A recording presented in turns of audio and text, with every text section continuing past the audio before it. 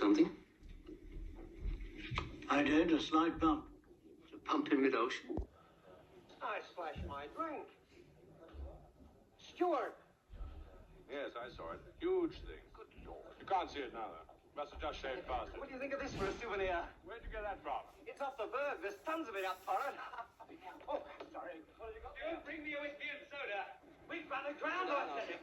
We've run aground on Newfoundland. That's what we've done. What are you Oh, talking shut about? up. You get in a burst with the Stop the body. gamble and get the fire out. I tell you, she's thrown a propeller blade. I was in the old Majestic when the same thing happened. We'll be going back to Belfast. You see. They've got the pumps working. You get the gang down here and draw the fire.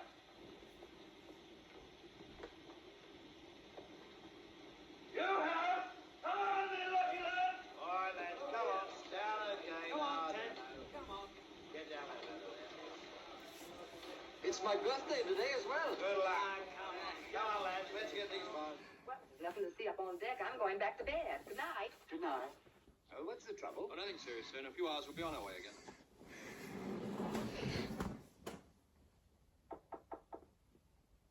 Yes? Why have we stopped? Bit of trouble, sir. The captain's compliments. Would you please join him on the bridge?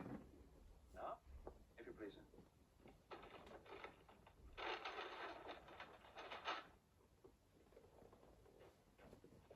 She's making water fast, sir. The mail hold's practically full already. Aren't the pumps working? Yes, sir. Thank you, sir. The engine room say they'll need more. They're rigging them now. This is most unfortunate, Captain.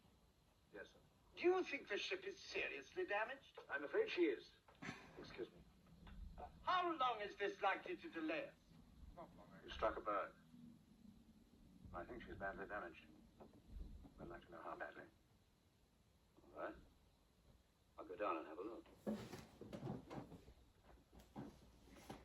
Glory be! Come on! Wait a second! Here we are. Oh, no. We're going to pay again with their property. No, wait. Go right away. Island vessel.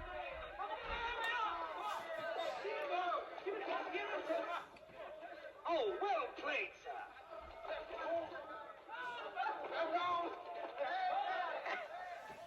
I say, let's go down and join the fun. They're steerage passengers.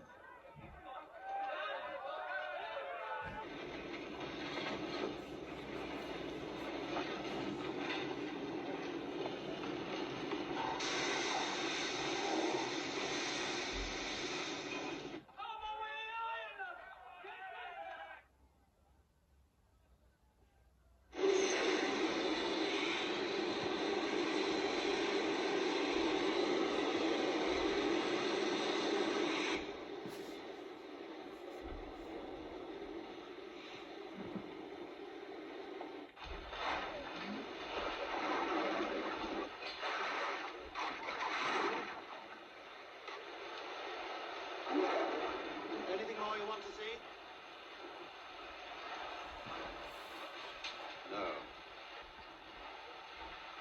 Chief, I get those men up as soon as you can. Yes, I'll do that, Mr. Andrews.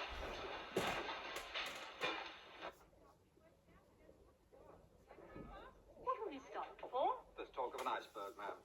I expect we stopped so as not to run over anything.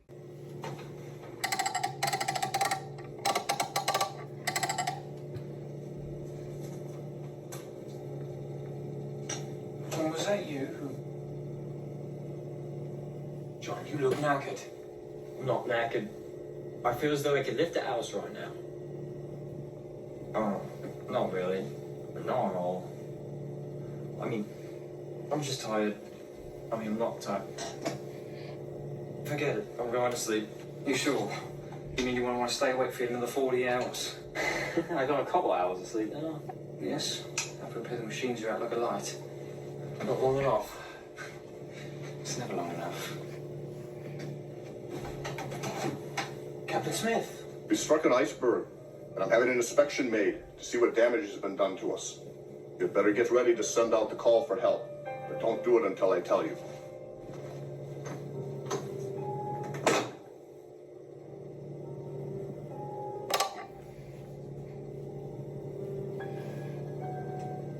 suppose I'll stay up a bit longer and find out what's happening. Well, at least get a little bit of sleep, John. I will. But once I find out what's going on.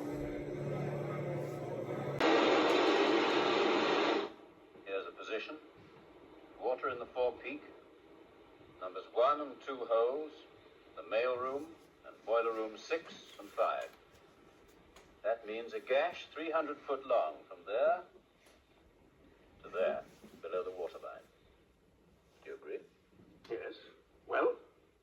The pumps are keeping the water down in this boiler room, but the first 5 compartments are flooding. Well, what's the answer? She's going to sink, Captain. But she can't sink. She's unsinkable. She can't float.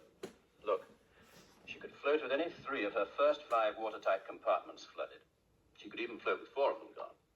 But she can't float with all 5 full up. Yes, but... These watertight bulkheads here only go as high as E deck. The weight of water in the bow is going to pull her down by the head.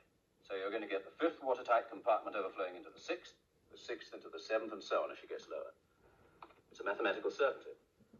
With that amount of underwater damage, she can't stay afloat. How long will she last? Just trying to work that out now. As far as I can see, she made 14 feet of water in the first 10 minutes after the collision. It's not very fast.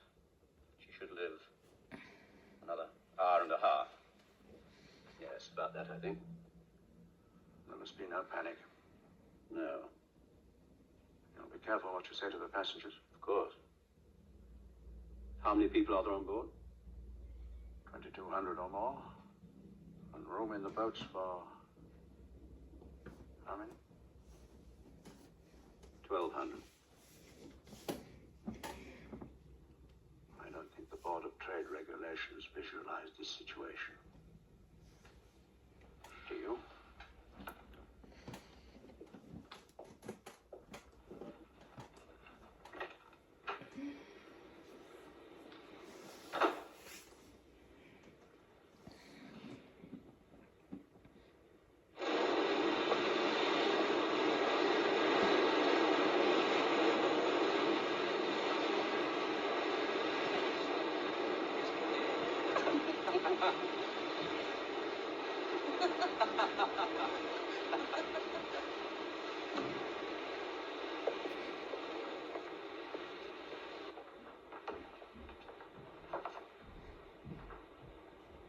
Gentlemen, we are in a precarious position. We must be prepared to abandon ship. Mr. Murdoch, you will muster the passengers. Mr. Lightoller, you will have the boats uncovered and swung out. Mr. Boxall, call all hands and get them to boat stations. Mr. Moody, you will help Mr. Lightoller. Mr. Wilde and Mr. Pittman will remain on the bridge. Everything will be done quietly and calmly. There must be no alarm and no panic. I will give the word when the boats are to be loaded with the women and children. Carry on, please. Captain, aren't you exaggerating the danger? I'm afraid not, sir. Where's Andrews? I'm acting on his advice. This ship is going to founder. But she can't. In any case, we can't get everyone in the boats. I know that, sir. Please God, it won't come to that. All right, now listen to me. The ship has been seriously damaged. The captain's ordered the boats run out. It's got to be done quickly. It's got to be done quickly and efficiently. We don't want any panic. If you keep your heads, the passengers will keep theirs. Now, I know you've had no chance for boat drill, but you're all seamen and you've got brains. Now's the time to use them. All right, bosun. Yes, sir. Get busy. The engines are stopped. We're exhausting the steam. Send a call for assistance. Which call? The Regulation International Call for Help. Just that. So, wait. John, what's going on? The slightest idea. A little after you went to bed, I felt a heave of the engines or a sudden shudder, like that. But nothing serious. We may need help. Probably just enter a compartment or something. Sounds like the best idea right now will be for the ship to turn about and head back to Belfast for repairs. Let me take the key again. The only thing I'm worried about is the first-class balance being when we go fast. Oh, that new auto. We can't have that. It'll become inconvenience than buy a new one. Not that they can't afford it. Phillips, what message are you sending? CGD set. Send SOS. It's a new call. Might be our last chance to use it. We've been struck amidships. Maybe a little aft of that. I'll write out our position. Notify me of any response. Yes, sir.